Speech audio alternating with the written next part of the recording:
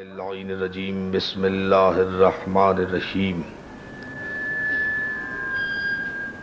الحمد للہ الذی لا یبلغ مدحتہ القائلون ولا یحصی نعمہ العادون ولا یؤدی حقہ المجتہدون الذی لا یدرکہ بعد الہمم ولا ینالہ غوث الفتن الذی لیس لصفتہ حد محدود ولا نعت موجود ولا وقت معدود ولا اجل ممدود فطر الخلائق بقدرتہ ونشر الریاح برحمتہ ووتد بالصخور میدان ارضہ جلت عظمتہ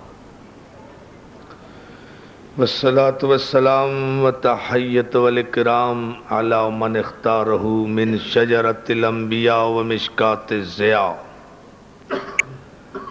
والمنہاج البادی والکتاب الہادی مولدہ بمکہ وہجرتہ بالطیبہ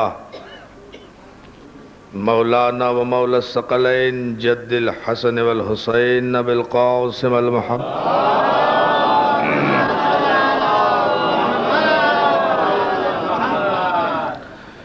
وآلہ الطیبین الطاہرین المعصومین المنتجبین المظلومین ولعنت اللہ علی اعدائہم اجمعین من یومنا ھذا الی یوم الدین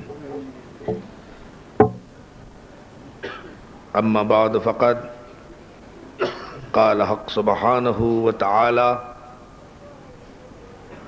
فی محکم کتابہ الحکیم قل ان کنتم تحبون اللہ فاتبعونی یحببکم اللہ ویغفر لکم ذنوبکم واللہ غفور الرحیم قل اطیعوا اللہ ورسولہ فإن تولوا وأن اللہ لا يحب الکافرین صلوات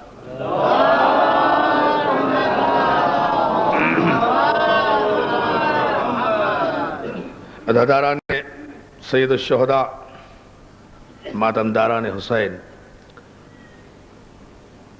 ادا خانہ ابو طالب میں 1408 ہجری کے محرم کی پہلی مجلس سے خطاب کا شرف حاصل کر رہا ہوں۔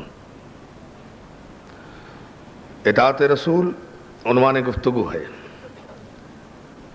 اتحاد بین المسلمین مقصد نگاہ ہے،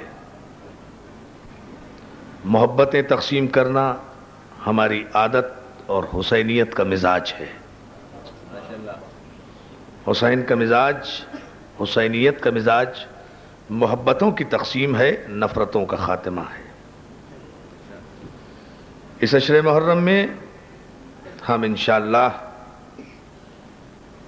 مقدور بھر کوشش کریں گے کہ تمام مکاتب فکر کے مسلمان بھائیوں کو اطاعت رسول کے اصول اور قانون سے آگاہ کریں۔ اس لیے کہ ایمان کا تعلق اطاعت رسول کے مظاہرے سے ہے، ایقان کا تعلق اطاعت رسول کے عملی نفاذ سے ہے۔ معاشرے میں، اسلامی دنیا میں، عالم اسلام میں جتنی بھی خرابیاں آپ کو نظر آئیں گی، جتنا بھی زوال آپ کو نظر آ رہا ہے، یہ صرف اور صرف پیغمبر اسلام کے قدموں سے دوری کا نتیجہ ہے۔ اس لیے کہ نمازیں تو سب پڑھ رہے ہیں۔ عالم اسلام میں کون ایسا مسلمان ہے جو نماز نہیں پڑھتا ہو؟ سب پڑھتے ہیں، اکثریت نماز پڑھتی ہے، سب سجدے کرتے ہیں، سب روزے رکھتے ہیں، سب خانہ کعبہ کا طواف کرتے ہیں، سب شہادت توحید دیتے ہیں، سب شہادت نبوت دیتے ہیں، سب خدا کو وحدہ لا شریک مانتے ہیں، سب اس کی توحید کا پرچم بلند کرتے ہیں، سب اس کی وحدانیت کے شائدہ اور متوالے ہیں، सब इस्लाम का नाम लेते हैं, सब इस्लाम दोस्ती का प्रचार करते हैं, सब इस्लामी निज़ाम के अलंबरदार बनते हैं, सब इस्लाम इस्लाम चिल्ला रहे हैं, सबको इस्लाम ही की बात याद आती है, सबका मकसद निगाह इस्लाम है। जिससे पूछो मंशूर क्या है कि जी इस्लाम, कानून क्या है कि जी इस्लाम, आइन क्या है कि जी इस्लाम, सियासत आपकी क्या है जी इस्लाम, मईशत आपकी क्या है जी इस्लाम, जमहूरियत आपकी क्या है जी इस्लाम, निज़ाम क्या लाना चाहते हैं जी इस्लाम, कानून कौन सा नाफिज करना चाहते हैं इस्लाम, मकसद हयात क्या है इस्लाम। जिससे पूछो इस्लाम ही की बात करता है। कोई ऐसा नहीं है जो इस्लाम के अलावा या निज़ाम मुस्तफ़ा के अलावा या मकाम मुस्तफ़ा के अलावा कोई और बात भी करता हो। तो अज़ीज़ान मोहतरम, इस अशरे मुहर्रम में हमें सिर्फ इसी नुक्ते की तरफ अज़हाने मिल्लत मुस्लिमा को मुतवज्जे करना है कि जब सबका मकसद, सबकी मंजिल इस्लाम है, तो फिर ये नफरतें कैसी। सलावत भेजिए ना मोहम्मद आले मोहम्मद।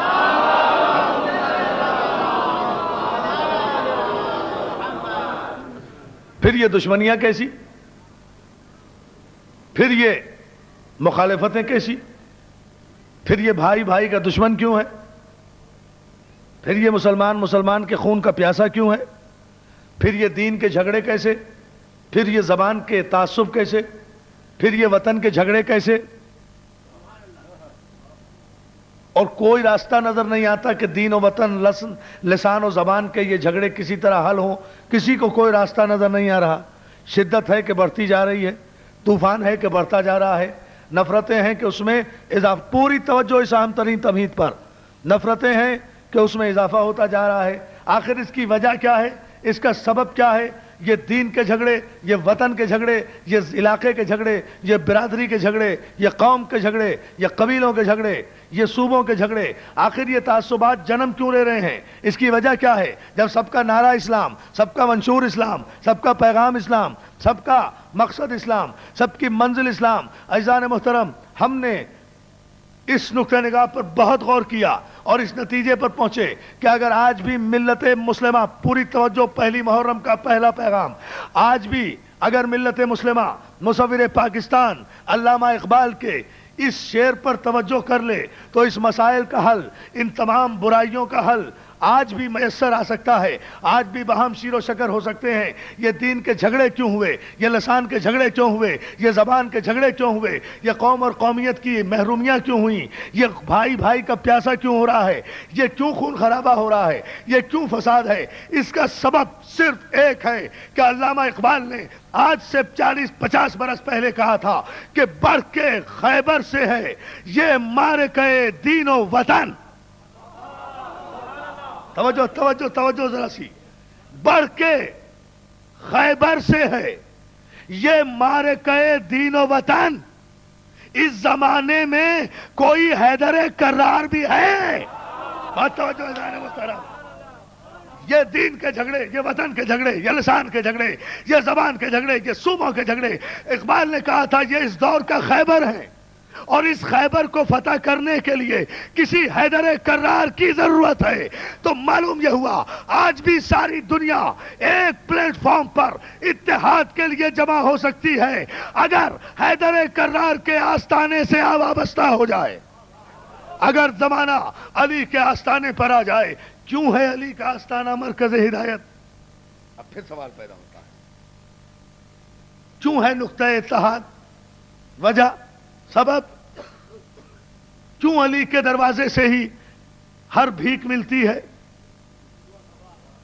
इल्म की भीख इस दरवाजे से, हिल्म की भीख इस दरवाजे से, शऊर की भीख इस दरवाजे से, आगही की भीख इस दरवाजे से, मारिफत की भीख इस दरवाजे से, रिसालत इस दरवाजे से, नबूवत इस दरवाजे से, शरीयत इस दरवाजे से, مسائل کا حل اس دروازے سے، عبادت کا طریقہ اور سلیقہ اس دروازے سے، آدمیت کا احترام اس دروازے سے، انسانیت کی شان اس دروازے سے، شجاعت کا فلسفہ اس دروازے سے، تلوار چلانے کے آداب اس دروازے سے، صلح کے طریقے اس دروازے سے، قرآن اس دروازے سے، توریت اس دروازے سے، انجیل اس دروازے سے، زبور اس دروازے سے، مفہوم قرآن اس دروازے سے، تنزیل اس دروازے سے، تعویل اس دروازے سے، قیامت کا فلسفہ اس دروازے سے، عملی زندگی اس دروازے سے، صراط مستقیم کا تعین اس دروازے سے، عبادت کا مفہوم اس دروازے سے، سجدوں کی لذت اس دروازے سے، نماز کا خلوص اس دروازے سے، عبادت کی معراج اس دروازے سے، شرافت کا پیمانہ اس دروازے سے، ہلاکت سے نجات اس دروازے سے، مسائل کا حل اس دروازے سے، مشکلوں میں آسانی اس دروازے سے، کائنات کی ہر صفت اس دروازے سے، معرفت معصوم اس دروازے سے، نبی کا احترام اس دروازے سے، اطاعت رسول اس دروازے سے، شان نبی اس دروازے سے، معرفت توحید اس دروازے سے، تو پھر تسلیم کرو کہ اشہد ان لا الہ الا اللہ اس دروازے سے، اشہد ان محمد رسول اللہ اس دروازے سے، تو پھر بات تو یہاں آئے گی نا کہ جہاں سے اشہد ان لا الہ الا اللہ بھی ملے، جہاں سے اشہد ان محمد رسول اللہ بھی ملے، شرافت ایمان کا تقاضا ہے کہ جہاں سے لا الہ الا اللہ ملا، جہاں سے محمد رسول اللہ ملا، اس کا اٹھتے بیٹھتے جاگتے سوتے گلی کوچے میں علی ولی اللہ کہہ کے اقرار تو کیا جائے کہ یہ ہے وہ آستانہ جہاں سے یہ شرافت ہے نا توجہ۔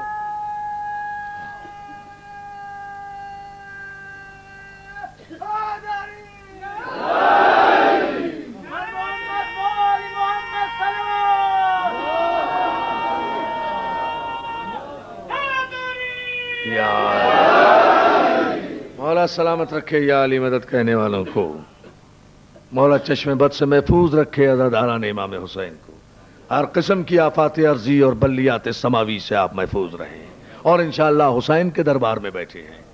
یاد رکھو حسین کے دربار میں آفتیں نہیں آتی، حسین کے دربار میں مصیبتیں نہیں آتی، حسین کے دربار میں تو حور آتے ہیں۔ حسین کے صلوات بھیجے نا محمد و آل محمد۔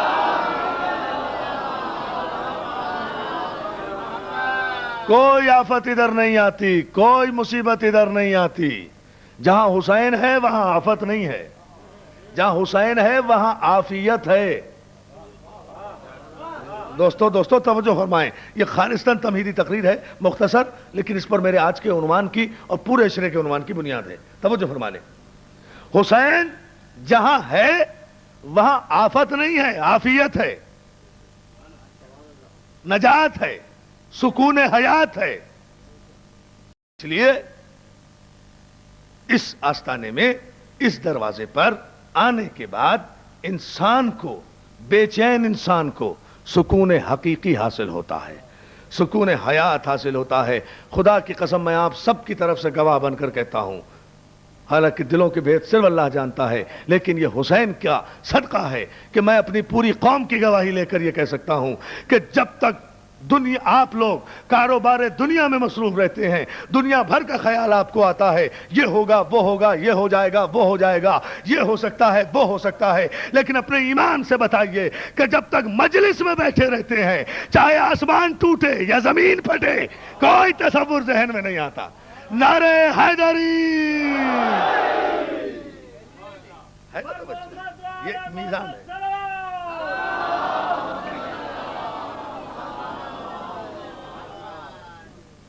تو مولا سلامت رکھے مجلس حسین میں آنے والوں کو، مقصد مدعا صرف یہ ہے کہ انسانیت میں یہ جتنی بے چینیاں ہیں یہ بنام اسلام ہیں۔ اسلام کس نے دیا؟ رسول نے دیا۔ مانتے کسے ہیں؟ رسول کو مانتے ہیں۔ بات ماننے کی نہیں ہے، بات پہچاننے کی ہے، بات ماننے کی نہیں ہے۔ مانتے تو کافر بھی تھے اسے، صادق بھی مانتے تھے، امین بھی مانتے تھے، سچا بھی مانتے تھے، اچھا بھی مانتے تھے، عزت بھی کرتے تھے، دولت کی بھی پیشکش کی تھی، حسن و جمال کی بھی پیشکش کی تھی، حکومت کی بھی پیشکش کی تھی، لیکن اللہ رے یقین کامل مصطفیٰ کہا، ایک جملہ کہا، آزا خان ابو طالب ہے تو پھر یہاں مجھے جملہ کہنا جی چاہ رہا ہے، کہا آ کر دولت لے لیں، حسن لے لیں، جمال لے لیں، سرداری لے لیں، سارے عرب کے قبیلوں کے سردار بن جائیں، لا الہ الا اللہ نہ کہیں، صراط مستقیم کی بات نہ کریں، بتوں کو برا نہ کہیں. اللہ کے رسول نے ایک جملہ کہا، اے چچا، اے چچا. پتہ نہیں آپ کیا سن رہے ہیں، میں تو سمجھ رہا تھا مجھے اگلا جملہ کہنا نہیں پڑے گا. اے چچا، اے چچا ان کافروں سے کہہ دیجئے. یا علی یا علی یا علی یا علی یا علی، مولا سلامت رکھے.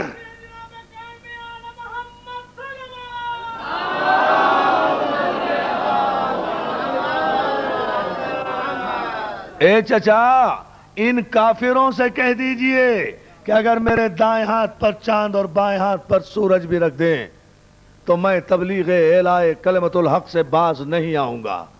اے چچا ان کافروں سے کہہ دیجئے، یعنی پیغمبر اسلام نے تصدیق کر دی نا، چچا آپ اور ہیں، یہ کافر اور ہیں. آپ اور ہیں، یہ کافر اور ہیں. صلوات بھیجے نا محمد آل محمد کا. یہ ہے وہ بنیاد. اور دوستو میں صرف یہ عرض کرنا چاہتا ہوں کہ اقرار توحید و نبوت کرنے سے آدمی مسلمان نہیں ہوتا. مسلمان ہونے کے بعد دائرہ ایمان میں ثابت قدم رہنا یہ بہت مشکل کام ہے. مسلمان ہونا تو بہت آسان ہے. کافر تھے، کلمہ پڑھا، مسلمان ہو گئے. لیکن مسلمان ہونے کے بعد مسلمان مریں.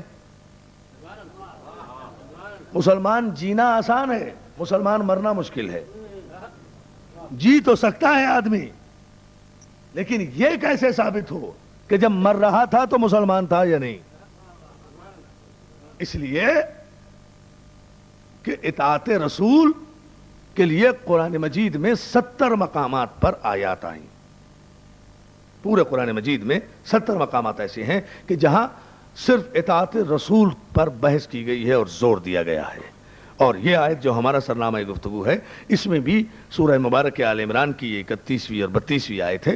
یہ 2 آیتیں میں نے تلاوت کی ہیں، اسی پر انشاءاللہ کل سے تفصیلات عرض کروں گا. آج تمہیداً صرف اتنا سمجھ لیں کہ پہلی آیت میں کہا قل ان کنتم تحبون اللہ فاتبعونی. حبیب ان مسلمانوں سے کہہ دیجئے جو اللہ کی محبت کا دعویٰ کرتے ہیں کہ اگر تم اللہ سے محبت کرتے ہو فاتبعونی، تم میرا اتباع کرو.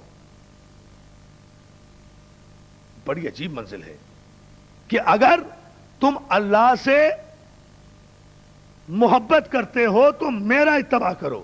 آپ نے دیکھا ہے اطاعت رسول، محبت کس کی؟ اللہ کی. اتباع کس کا؟ رسول کا. اللہ کی محبت اللہ کی عبادت سے ثابت نہیں، اللہ کی محبت اللہ کے سجدوں سے ثابت نہیں، بلکہ اللہ کی محبت قرآن کی روشنی میں نبی کی اتباع سے ثابت ہوگی کہ اتباع رسول کون کرتا ہے. ابھی نہیں پھر سمجھیے اس کو. دیکھیں قرآن مجید میں 2 لفظ استعمال ہوئے ہیں، ایک اتباع، ایک اطاعت. دونوں ہم معنی نہیں ہیں. اتباع کے معنی اور ہیں، اطاعت کے معنی اور ہیں. اطاعت کے معنی اوبے کرنا، حکم ماننا، فرما برداری کرنا. اتباع کے معنی فالو کرنا، پیچھے پیچھے چلنا. یعنی اطاعت قول رسول کی، اتباع عمل رسول کا. صلوات بھیجیے محمد آل محمد پر. یہ مسئلہ سمجھ. اطاعت قول رسول کی، جو رسول کہے اسے ماننے کا نام اطاعت، جو رسول کرے ویسا ہی کرنے کا نام اتباع. اب یہاں صرف پہلے ہم اتباع پر بحث کر لیں تاکہ مفہوم اطاعت سمجھ میں آ جائے. جو رسول کرے بالکل ویسا ہی کرنا، اس کا نام ہے اتباع. اب اطاعت قول کی، اتباع عمل کا. قول رسالت کی اطاعت، عمل نبوت کا اتباع.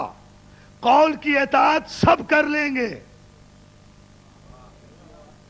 یہ کہا رسول نے، یہ کہا حضور نے، یہ کہا سرکار نے، یہ کہا، سارے محدث بن جائیں گے. لیکن یہ کیا رسول نے، یہ کون بتائے گا؟ اور اس کی بڑی سیدھی مثال بتاتا ہوں آپ کو، ایک بڑی سامنے کی اور اپنے باہر تک بیٹھے ہوئے ہزاروں کی تعداد میں شیعان حیدر کرار کی توجہ مبذول کرانا چاہتا ہوں جملے پر. یہ کہا رسول نے سب ثابت کریں گے، لیکن یہ کیا رسول نے، یہ کون ثابت کرے؟ اس لیے کہ رسول کا کرنا روایت میں لکھا نہیں جا سکتا، رسول کے کہنے کو لکھا جا سکتا ہے، کرنے کو نہیں لکھا جا سکتا، عمل کتاب میں نہیں آیا کرتا۔ دوستو توجہ فرمائیں، عمل، گفتگو ذرا مشکل ہے یہاں تمہید میں، اطاعت اور اتباع کا فرق واضح ہوگا تو پھر گفتگو آسان ہوتی چلی جائے گی۔ میں نے یہ ٹیکنیکل اور دقیق بحث جان بوجھ کر رکھی ہے تاکہ عنوان قائم ہو جائے اور اس کے بعد سے مضمون واضح ہوتا چلا جائے۔ رسول نے یہ کہا، راوی بیان کر دے گا، کتاب میں آ جائے گا، نسلوں تک پہنچ جائے گا، لیکن رسول نے یہ کیا، ایسا کر کے کون بتائے؟ پھر سمجھیں اسے، اتباع رسول کا حکم ہے قرآن میں، اب حضور نے یہ کیا، یہ کیسے پتہ چلے؟ ساری شریعت تو ایک طرف رہی، نماز کا حکم اطاعت، نماز پڑھنا اتباع، بس یہ ہے اطاعت اور اتباع کا فرق۔ نماز کا حکم آیا قرآن میں، یہ اطاعت ہے، رسول نے نماز پڑھ کر بتائی، یہ اتباع ہے۔ اب جیسے رسول نے پڑھی ویسے نماز پڑھنا ہے، یہ ہے اتباع رسول۔ یہی وجہ ہے کہ مسلمان مختلف طریقوں سے نماز پڑھتے ہیں، لیکن ہر طریقے سے نماز پڑھنے والا کہتا یہی ہے کہ رسول ایسے پڑھتے تھے۔ صلوات بھیجنا محمد آل محمد پر۔ دیکھیں، ہر نماز پڑھنے والا ہر طریقے سے جو نماز پڑھتا ہے وہ کہتا یہی ہے کہ رسول ایسے نماز پڑھتے تھے، یہ نہیں کہتا کہ فلاں راوی ایسے نماز پڑھتا تھا، فلاں محدث ایسے نماز پڑھتا تھا، فلاں عالم ایسے نماز پڑھتا تھا، فلاں مفتی ایسے نماز پڑھتا تھا، فلاں امام ایسے نماز پڑھتا تھا۔ سب یہی کہتے ہیں کہ رسول ایسے نماز پڑھتے تھے، لیکن پتہ کیسے چلے کہ رسول کیسے نماز پڑھتے تھے، رسول نماز کیسے پڑھتے تھے، رسول روزہ کیسے رکھتے تھے، رسول مسکراتے کیسے تھے، رسول گفتگو کیسے کرتے تھے، رسول جاگتے کیسے تھے، رسول سوتے کیسے تھے، رسول جنگ کیسے کرتے تھے، رسول اٹھتے کیسے تھے، رسول بیٹھتے کیسے تھے، رسول خطبہ کیسے دیتے تھے، رسول محبت کا اظہار کیسے کرتے تھے، رسول نفرت کا اظہار، یہ سب عمل رسول ہے، اس کا آپ کو اتباع کرنا ہے۔ چلیے ساری شریعت کی بحث نہیں کرتا، یہ ثابت کیسے ہو کہ رسول جاگتے ایسے تھے، رسول سوتے ایسے تھے؟ یاد رکھیے، آپ یہ تو کہہ سکتے ہیں کہ رسول نے یوں نہیں یوں نماز پڑھی، رسول نے ایسے نہیں ایسے روزہ رکھا، رسول نے یوں نہیں یوں مناسک حج ادا کیے، حضور نے ایسے نہیں ایسے حجر اسود کو بوسہ دیا، یہ تو کہہ سکتے تھے، مگر یہ کون بتائے گا کہ رسول سوتے کیسے تھے؟ اگر رسول کی طرح نہ سوئیں تو سونا حرام۔ بہت توجہ، معمولی مسئلہ نہیں ہے، صلوات بھیجیں آپ، پھر میں عرض کر رہا ہوں۔ دیکھیں بھائی کیسا، یہ کیسے پتا چلے؟ جب حضور سو رہے ہیں تو کوئی نہیں دیکھ رہا، اپنے بیڈ روم میں سو رہے ہیں، اپنے بستر میں، اپنے حجرے میں، کس کروٹ سوتے تھے، آداب کیا تھے، داہنی کروٹ سوتے تھے، بائیں کروٹ سوتے تھے، داہنے رخسار پر دایاں ہاتھ ہوتا تھا، بایاں ہاتھ ہوتا تھا، سونے والے کو بہت توجہ، کون سوئے گا رسول کی طرح؟ کسی سونے والے کو اپنا ہوش نہیں ہوتا، کوئی اپنا سونا نہیں بتا سکتا اٹھ کر کہ میں کیسے سویا تھا۔ بہت توجہ، پوری توجہ آج کی مجلس کا حاصل، کوئی اپنا سونا نہیں بتا سکتا کہ میں کیسے سویا تھا، سر کہیں ہے، پاؤں کہیں ہے، کچھ پتہ نہیں، تو تم تو اتنے بے علم ہو کہ اپنا سونا ثابت نہیں کر سکتے تو رسول کا سونا کیسے ثابت کرو گے؟ اور جب رسول کے سونے کا انداز نہیں بتا سکتے تو اتباع رسول کیسے کرو گے؟ جب اتباع رسول نہیں کر سکتے تو محبوب خدا کیسے بن جاؤ گے؟ تو تسلیم کرنا پڑے گا، تلاش کرنا پڑے گا کسی ایسے اتباع رسول کرنے والے کو کہ جو اگر ہجرت کی شب رسول کے بستر پر چادر اوڑھ کر بھی سو جائے تو دن رات کے دیکھنے والے یہ کہتے رہے کہ علی نہیں، نبی سو رہا ہے، یا علی یا علی یا علی۔ سونے کا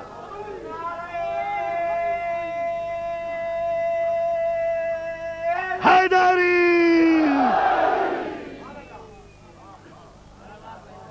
ہے، توجہ، یہ ہے اتباع رسول۔ اگر رسول اور علی کے سونے میں ذرہ برابر بھی فرق ہوتا، ہجرت کا مقصد فوت ہو جاتا، قاتل پیغمبر کا گھر چھوڑ کر پیغمبر کے تعاقب میں نکل جاتے کہ نہیں، سونے کا انداز بتا رہا ہے، یہ رسول نہیں سو رہا، یہ کوئی اور سو رہا ہے۔ دشمن تو رسول کے تھے، مگر علی سویا اور جاگتے میں رسول کی نقل نہیں کی، یا علی یا علی یا علی یا علی۔ بہت توجہ. جاگتے میں کسی کی شبیہ بن جانا آسان بات ہے، لیکن سونا اس طرح اور بالکل اس طرح سو جانا کہ روزمرہ کے دیکھنے والوں کو پتہ نہ چلے. اس طرح صبح تک سوئے ہیں علی، سوئے ہیں، جاگتے نہیں رہے، سوئے ہیں. سوئے اس لیے ہیں کہ اطمینان تھا، اطمینان اس لیے تھا کہ نبی کا نفس تھا. نہیں، آپ اس جملے سے سرسری گزر گئے. سوئے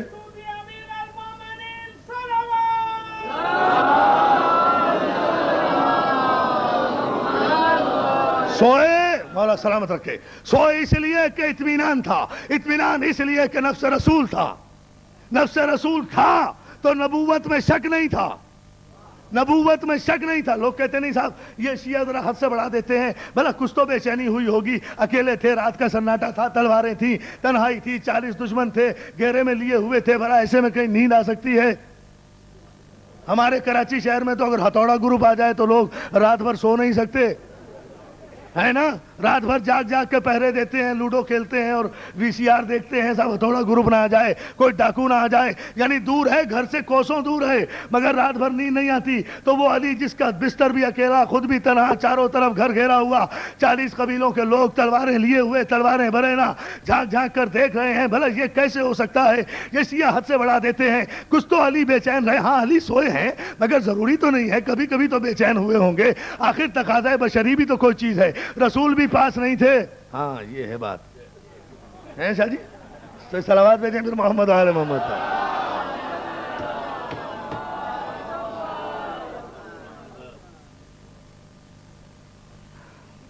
کچھ تو بے چینی ہوئی ہوگی، کچھ تو پریشانی ہوئی ہوگی، کوئی تو کروٹ لی ہوگی بے چین قسم کی علی نے. میں کہتا ہوں ہاں یقیناً علی کو بے چینی میں رات گزرتی اگر علی کو نبوت میں شک ہوتا. جنہیں نبوتوں میں شک ہو ان کی دن بھی بے چین، ان کی راتیں بھی بے چین. جنہیں نبوتوں میں یقین، ان کا دن بھی حسین، ان کی رات بھی حسین. یہ ہے یقین. صلوات بھیجیں محمد و آل محمد پر. یہ ہے کلیہ. اور حسین نام ہے اطمینان قلب کا.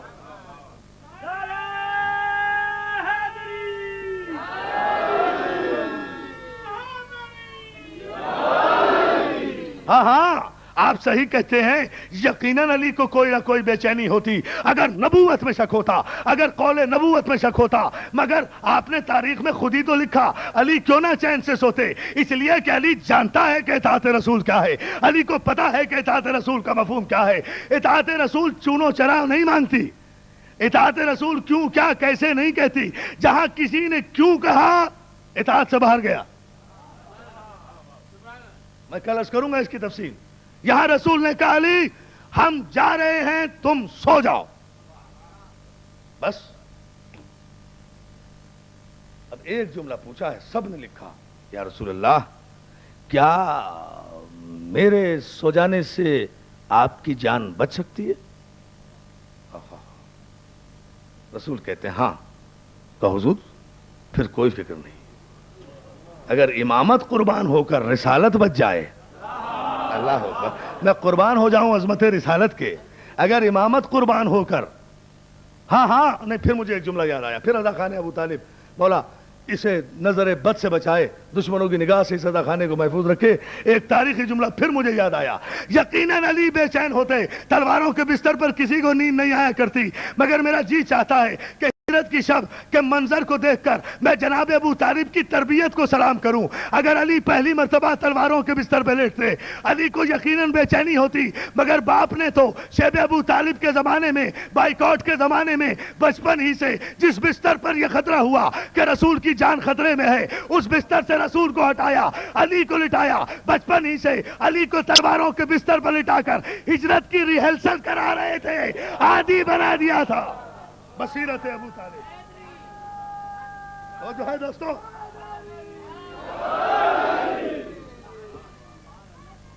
صلوات بھیجیں محمد علی.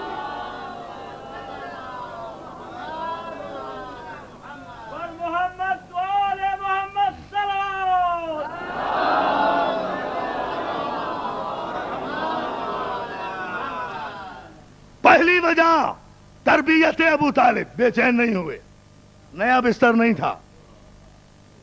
دوسری وجہ نبوت میں شک نہیں تھا۔ تیسری وجہ قول نبوت پر اعتماد تھا۔ قول نبوت یہ تھا کہ علی تم سو جاؤ، ہم جا رہے ہیں، یہ امانتیں رکھو، صبح ان امانتوں کو، یا علی یا علی یا علی۔ دوستو بیدار ہو کے آخری آدمی تک اب توجہ چاہتا ہوں، آج کی تقریر کا فیصلہ کن جملہ، پیغمبر کا جملہ سنیں، یہ امانتیں جن کی ہمارے پاس ہیں یہ اپنے پاس رکھو، صبح بیدار ہو کر ان کے وارثوں تک یہ امانتیں پہنچا دینا۔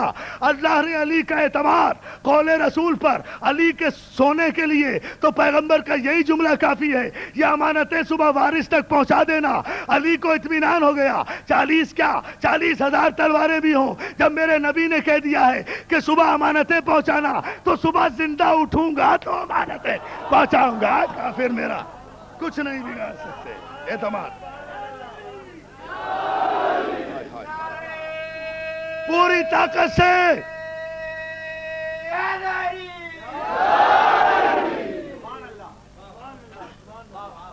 محمد وآل محمد سلام۔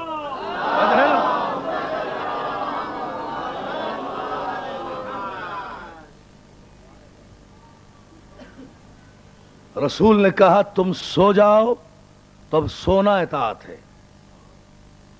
علی بھی اگر کوئی مولوی ہوتے نا، ہیں شاہ جی نا، علی اگر مولوی ہوتے نا تو بحث کرنا شروع کر دیتے، یا رسول اللہ میں سو جاؤں، میں تو ساری رات نمازیں پڑھنے کا عادی ہوں۔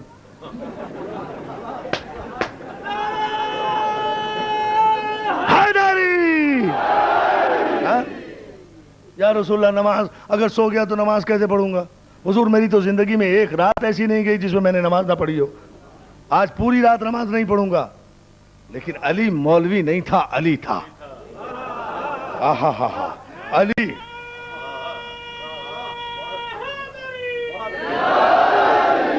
جانتا تھا کہ مفہوم نماز کیا ہے، جس نے نماز پڑھنے کا حکم دیا ہے وہی کہہ رہا ہے سو جاؤ۔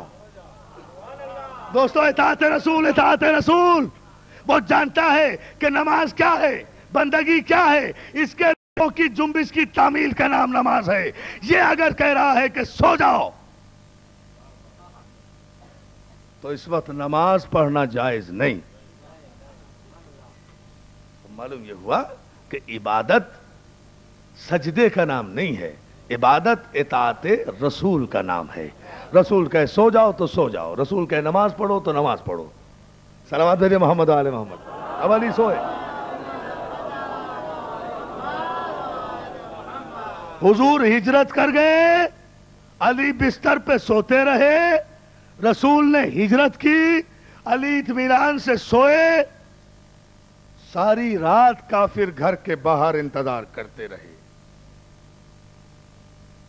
صبح اندر داخل ہوئے، چادر کا پلو ہٹایا، بستر پہ نور ولایت نظر آیا۔ اللہ نے اس نور کی یکسانیت کہ تمام رات بستر پہ روشنی رہی، لیکن کافر سمجھ نہیں سکے کہ نبی اور علی میں فرق کیا ہے۔ توجہ ہے نا دوستو؟ ابو جہل آگے بڑھ کر چادر کا پلو اٹھا کر ایک جملہ کہتا ہے، علی تم یہاں کہاں؟ کہا محمد کہاں ہیں؟ کہا کیا میرے حوالے کر گئے تھے؟ اگر یہ کہیں کہ وہاں ہیں تو نبوت کو خطرہ، اگر یہ کہیں کہ مجھے پتہ نہیں تو علی جھوٹ بول نہیں سکتا۔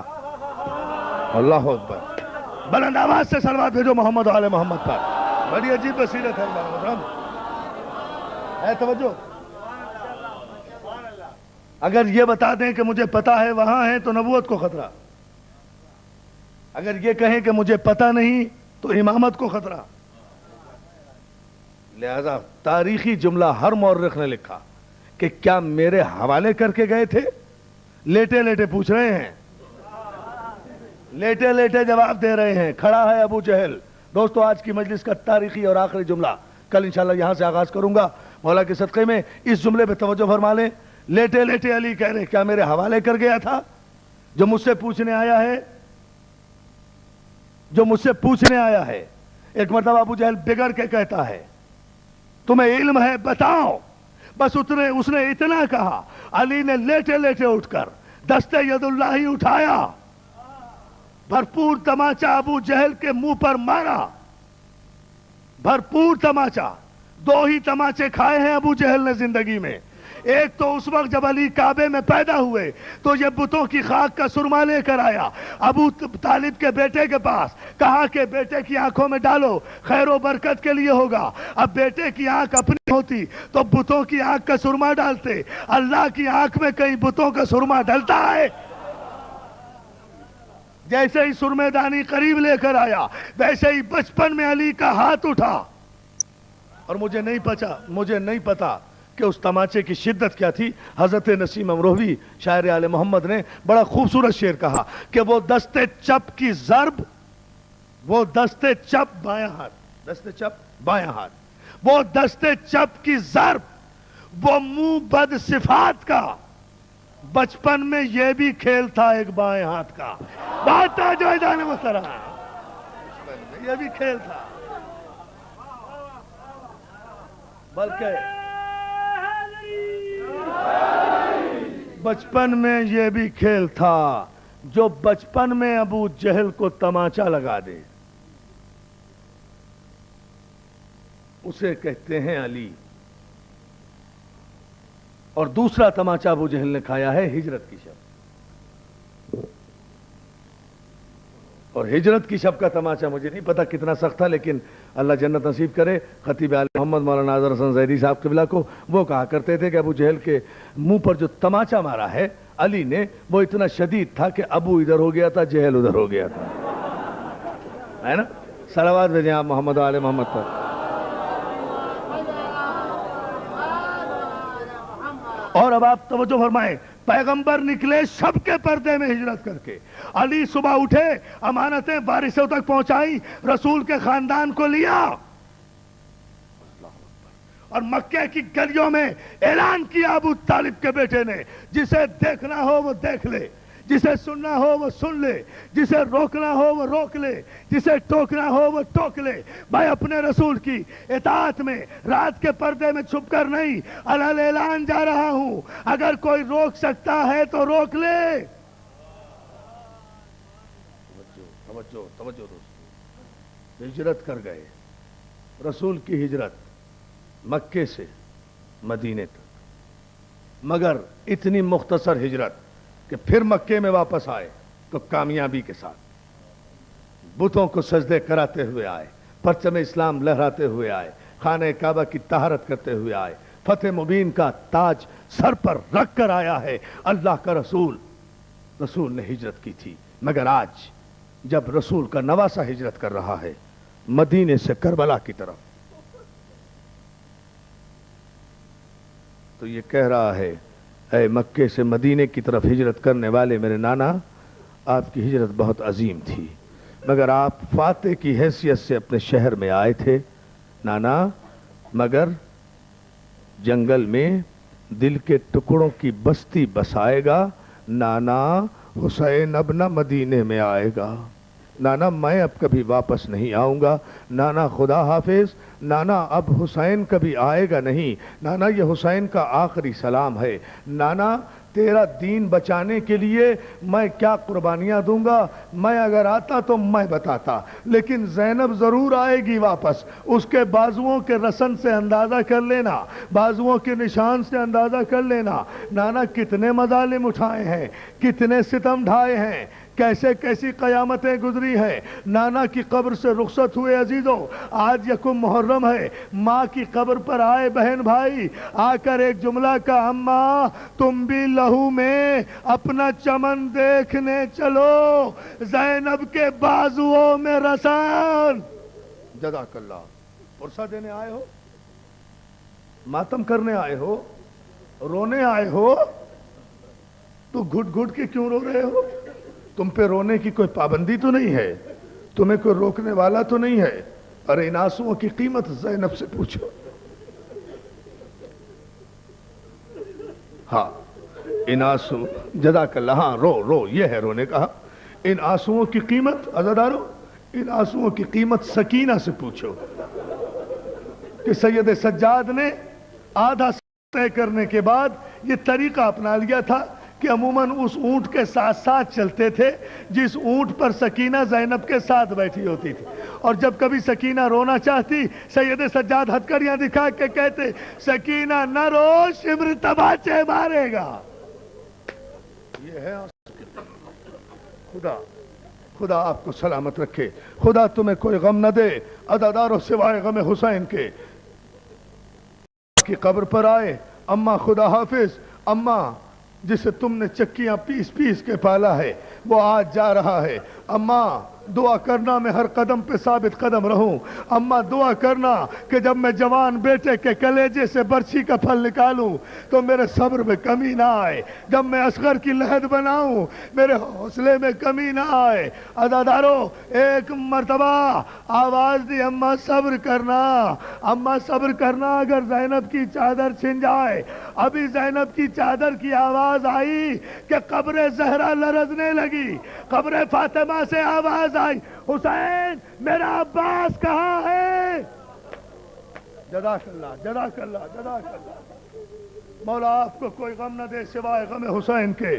میرا عباس کہاں ہے؟ حسین نے آواز دی عباس جلدی آؤ اماں بلا رہی ہے. میرا غازی دوڑا دوڑا آیا، قبر زہرا کو بوسہ دیا. قبر فاطمہ سے آواز آئی عباس محمد کی امانت سے خبردار.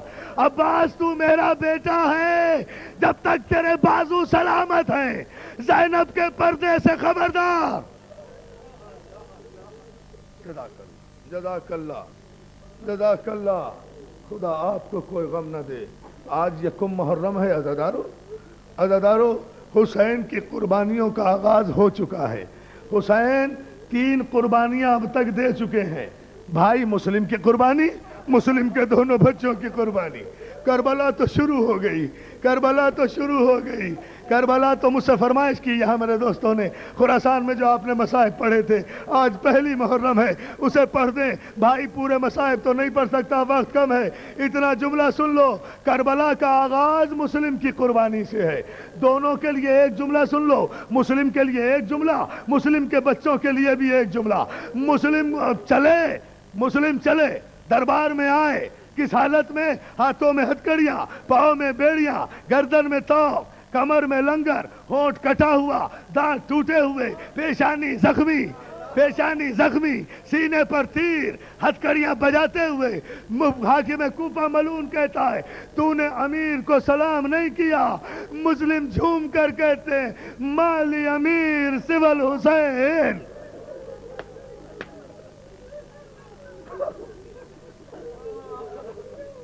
شیعوں پہ ہے تمہاری تاریخ، مولا سلامت رکھے. ہو گئی مجلس. مالی امیر سوى الحسین. جناب مسلم کہتے ہیں میرا کوئی امیر نہیں حسین کے سوا. اتنا کہنا تھا، قتل کا حکم دیا، جلاد قلعے کی جانب چلا، فصیل کی جانب چلا.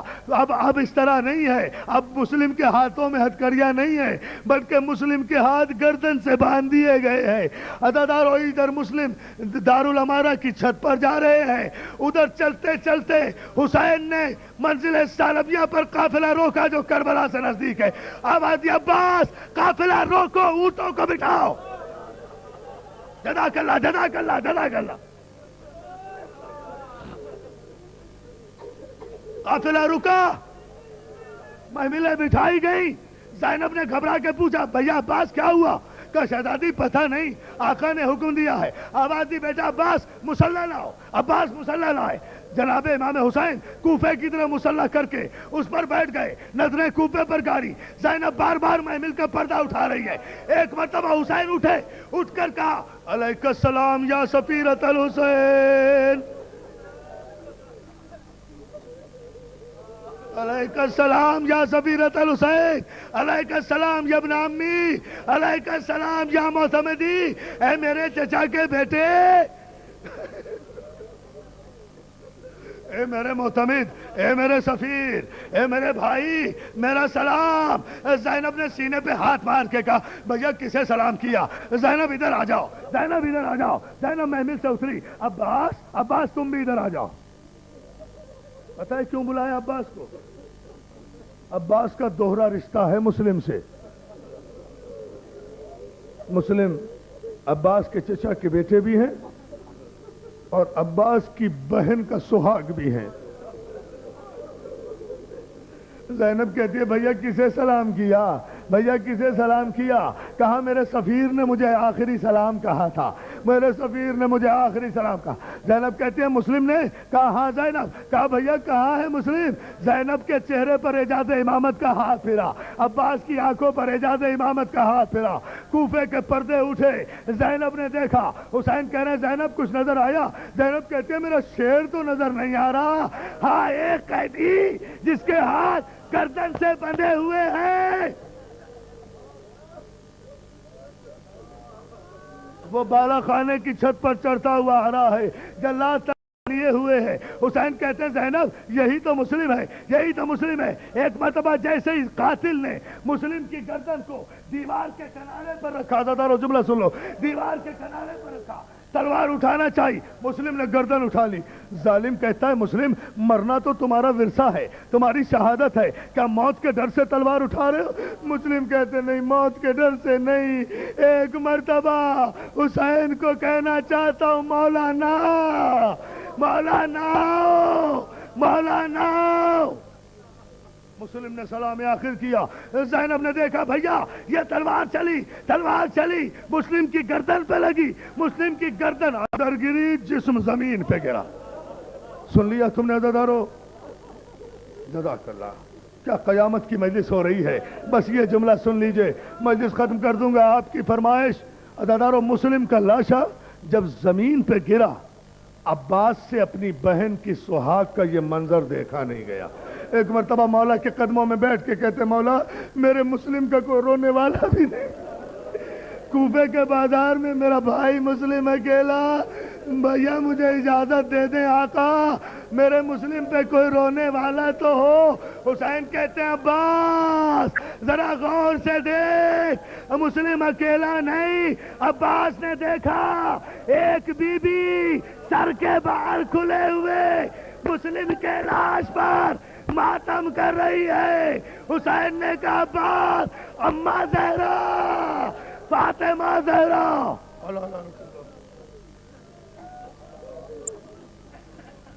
وسيعلم الذين ظلموا أي منقلب ينقلبون ربنا تقبل منا إنك أنت السميع العليم برحمتك يا أرحم الراحمين۔ رب العزت ہماری اس عبادت کو قبول فرما۔